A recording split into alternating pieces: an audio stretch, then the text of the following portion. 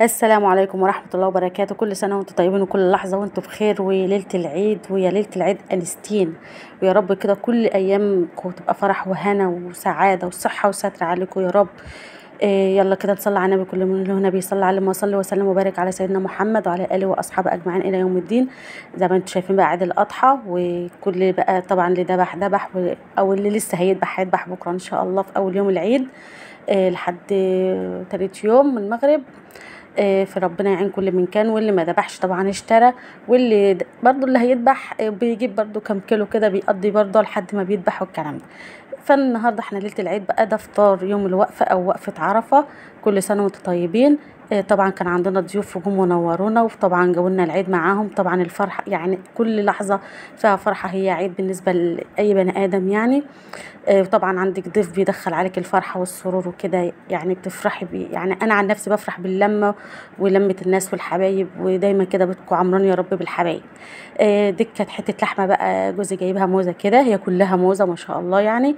قطعتها وهسلقها وهنشوف هنعمل جنبها ايه كده. كنت قطعتها والسكينة كانت باردة بصراحة، كانت عايزة تستن فغلبتني. وحطيت عبال ما قطعتها كانت المية غليت اهي في الحلة. طبعا اللي متابعيني عارفين ان انا بحب اشوحها كده بمعلقة سمنة، بس ما شاء الله اللحمة كتير فعملتها بالطريقة التقليدية. يعني المية غليت، سقطت فيها اللحمة هي، لازم المية تغلي يا بنات. بعد ما غليت نزلت باللحمة، وهحط بقى ايه طماطمتين وبصلتين. طبعا الكمية كتير مش هحط طماطمية وبصلاية زي ما بحط كل مرة. طماطمتين بصلتين عود قرفة برضو، حبة حبهان، حبة كده ورق لوري اهي. غليت معانا هنديها تقليبة. دي ريمة مش ريمة وحشة يا بنات، دي من الطماطم والبصل اهي. بصي راحت اما غليت ما شاء الله ما شاء الله، حته لحمه زي الفل. طبعا لما بدات تخش في السوا كده حطيت لها الملح والفلفل عشان اشوف بقى ايه الفلفل الاسود، اشوف هعمل ايه. هي كانت قطعت معايا. دي بقى كفته عاملاها كفته رز. طبعا اللي عايز طريقتها عندي في الفيديوهات على قناتي. عاملاها في الكبه تحفه جميله، وبعملها يعني ربع كيلو لحمه على كيلو رز. يعني طريقه اقتصاديه برضو، مش بكتر اللحمه فيها، وبتطلع زي الفل زي ما انت شايفه كده. وهنعمل قرص، وهعمل صوابع برضو بالخضار، بس المره دي مغيره، كنت عاملاها المره اللي فاتت ببطاطس. شوفوا النهارده بقى عاملاها بايه. طبعا عشان اقرصها او اعملها قرص زي ما انتم شايفين كده، بعملها كوره كده، ببل ايدي زيت واكورها كوره، واقوم ايه عاملاها قرص. عايزاها كبيره بقى براحتك، عايزاها صغيره براحتك. انا بحب اعملها ايه صغيره كده وسطانيه مش كبيره، عشان العيال ايه اللي ياخد واحده ما ايه ما يرميها كده. كنت خلصت القرص اهيت، قعدت عملتها. طبعا بفصل وبرجع. وحته صغيره كده عملتها صوابع برضه، بعملها كوره صغيره كده. هعمل معاكم صبع اهو، عشان ما عملتش معاكم انا عملت قرصه اهي. بتعملها كوره صغيره كده وتعملها صوابع. في ناس بتعمل بدل الصوابع كور في التخديعة. برضو ممكن يا صوابع يا كور كده. كانت اللحمة اتسلقت، حطيت مية بقى ايه للقرص. المية هتغلي برضو، احط لها ملح وفلفل بس، مش هحط اكتر من كده، مش هاخد الشرب. انت ممكن تسلقي القرص في الشرب، بس انا بصراحه بوفر الشوربه وبسلقها في ايه في ميه. وبتحط لها بقى ملح وفلفل اسود، وممكن تحط لها برده حط لها حبان ورق لوري. ولو عندك مكعب مرقه حط، عايزه تحطي برده حطي حبه شوربه حطي، بس انا بوفر الشوربه بقى للخضار. هنشربها، تعملي حبه لسان عصفور كده يعني، ممكن تفوري ملوخيه. فبوفر الشوربه كده بصراحه. كده كنت سقطت بقى القرص اهي، وبحط حبه بحبه كده، ما بحطهاش كلها ورا بعضها بحيث الميه ما تبردش مني. لازم الميه او الشوربه تكون لسه بتغلي وسخنه. ليه؟ عشان القرص ما تفرطش منك ولا تعجن. بصي مجرد انك تهزها كده تلاقيها بتتهز، بس هي لو عجنتها حلوه هتبقى معاكي زي الفل. بس لازم الميه او الشوربه تكون بتغلي. احنا حطينا فيها ملح وفلفل اسود، حبهان ورق لوري زي ما انتم شايفين كده. وبس كده، وهسيبها بقى ايه تتسلق. واول ما تتسلق هقوم واخداها مصفيها في المصفى كده. خلصنا القرص او سايباها تستوي. حطيت في الحله اللي انتم شايفينها دي سمنه. حطيت كنت مخرطه بصلتين وبضرب طماطم. هتعملي ايه دي التخديعه للصوابع، تخديعه الصوابع، بس انا هعمل فيها خضار. عايزاها تخديعه بس برضو هي نفس الطريقه دي. بصل والطماطم، وحطيت ملح وفلفل اسود وبابريكا وخلاص على كده. تمام كده. القرص كانت استوت اهيت، هشيلها عشان ما تتهريش مني ولا تعجن. صفيتها في مصفى في الحوض. دول حبه زيت بقى، اقوم ايه محمره الصوابع. ليه هنحمر الصوابع؟ عشان لما نحطها في الطماطم او التسبيكه ما تفرطش منك، لازم تتحمر تشمعيها كده تاخد. في ناس بتحب تاكلها محمره كده، في ناس بتستناها، وعيال بتحب تاكلها كده. طيب ركننا الصلصه على جنب تسبك. طب في الحله دي حطيت ايه سمنه بلدي برضو، نزلت بالتومه. التومه اصفرت اهي، نزلت بالايه بالخل. طشينا التوم بالخل تبقى ايه تسبيكة الفتة. هنعمل فتة العيد النهاردة بفتة باللحمة بقى. طبعا كنت عاملة الفتة معاكم مع الكوارع، هي نفس الطريقة يا بنات. بنحط السمنه، بنحط التومه، بنطش الخل، بنحط الطماطم، حطيت لها بابريكا وملح وفلفل اسود وخلاص على كده. ودي طشه الثوم بالخل او فتة الثوم بالخل، دي لازم التسبيكه بالثوم والخل ديت بقى. اللي هي كانت بالبصل والتسبيكه. طبعا السبيكه نزلت بايه؟ بالصوابع اللي انا محمراها، ونزلت بالبسله، وده الخضار بتاع المره دي. كنت المره اللي فاتت عاملاها بالبطاطس، عملتها بالبسله. انا مفرزه في بسله، فقمت جايبه كيس. طبعا حبايبي عندي حطيت البسله بالجزر، وهحط لها كمان بطاطسايه. امال ايه، لازم اظبط واروق على ضيوفي. ده ليله العيد وليله يعني يوم الوقفه. وكل سنه وانتم طيبين، وكل سنه وحبايبنا كلهم طيبين وبصحه وسلام يا رب. ده الرز بقى، رز الفته برضو عملته بزيت. حطيت زيت، نزلت بكيلو الرز. ده رز ابيض او رز مسلوق.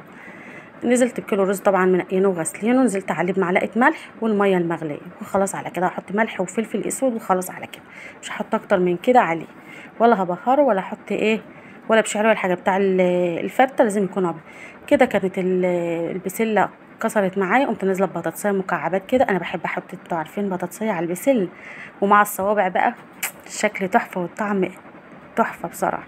ده حاجتنا بوريها لكم بقى. الصوابع خلصت والتسبيكه اتعملت والرز وحاجه الفته. العيش جارتي حبيبتي برضو كل سنه وهي طيبه بعتت لي عيش قمح ناشف. اكسفها؟ لا ما اكسفهاش، اكسره واعمل فته. اللي ما عندوش عيش بقى من القمح ده الناشف او الطري، هتعملي عيش بلدي عادي، هتحمصيه زي ما انا عملت في فتة الكوارع. هتقطعيه ترشي عليه على حبه زيت ودخليه الفرن او في طاسه على العين وشوحي كده بالزيت، هينشف معاكي برده ويبقى محمص وجميل. عندك عيش ملدن ماشي، عندك العيش القمح الناشف ده ماشي، اللي عندك. انا كسرت رغيفين وهبلهم بالشوربه وهعمل الفت. حاجتنا اهي.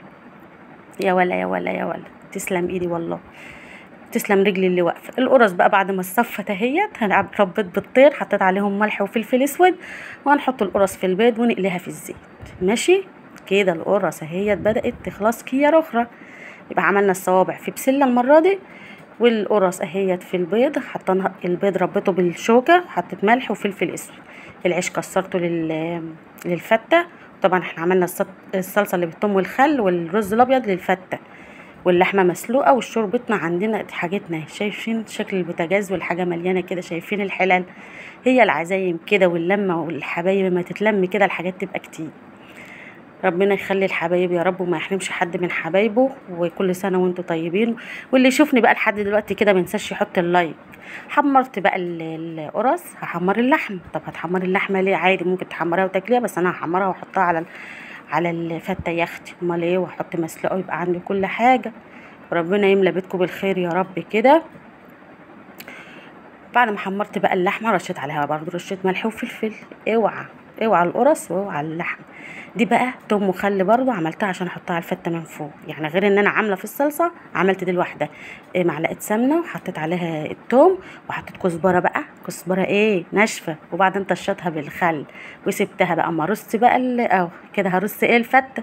حطيت طبقه رز من تحت، الرز الابيض اللي احنا عاملينه. شايفين مفرفط وجميل ازاي؟ شايفين يا بنات؟ مفيش تسلم ايدك؟ قولوا تسلم ايدك. كل سنه وانت طيبه. اعيش واعمل كده عقبال ما اعمل في فرح عيالي. قولوا يا رب ويجيب لي محمد بالسلام. كده بقى حطيت العيش وحطيت عليه شوربه، وهحط عليه ايه، يبقى عملنا طبقه رز، عملت طبقه عيش. طبعا العيش انا بلاه في الطبق بعد ما كسرته، حطيت عليه شوربه، وحطيت برضو عليه في الصينيه هنا. ده اكتر صينيه بتاعت كيكه بيتفتح، او لو ما عندكيش اعملي في صينيه. حطي العيش وحطي عليه الرز وكده زي الفل، وحطي برضو صلصه على الحاجه.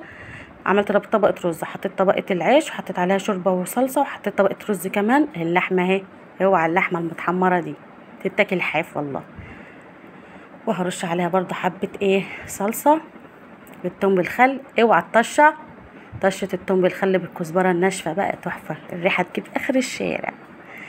كده بقى بدات ارص اكلي اهو. كان المغرب جدا بقى وضيوفنا جم.